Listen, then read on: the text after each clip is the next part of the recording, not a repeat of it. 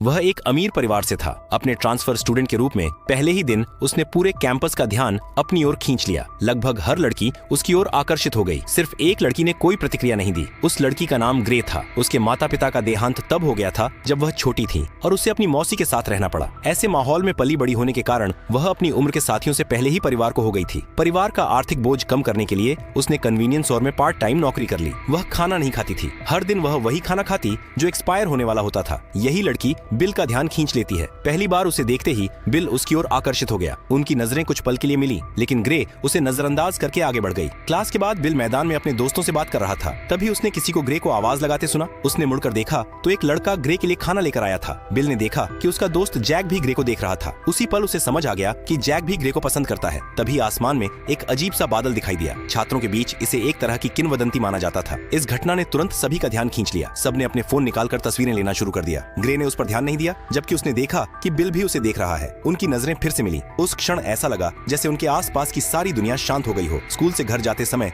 Jack अचानक grey से टकरा गया और तुरंत ही सफाई देने लगा। बिल तुरंत समझ गया कि उसके मन में क्या चल रहा है। फिर दोनों ग्रे का पीछा करते हुए उस कन्वीनियंस स्टोर तक पहुंच गए जहां वह काम करती थी। उस शाम काम करते समय ग्रे को अचानक अपने बॉयफ्रेंड का संदेश मिला। उसका बॉयफ्रेंड चाहता था कि वह उसके साथ गेम खेले, लेकिन ग्रे के पास बिल्कुल समय नहीं था। रोज की पार्ट टाइम नौकरी ने उसे पहले ही थका दिया था। फिर भी उसका बॉयफ्रेंड उसकी स्थिति नहीं समझ पाया और जिद करने लगा कि उसे कल जरूर आना। अगले पार्ट के लिए सब्सक्राइब करके कमेंट में लिखे पार्ट 2।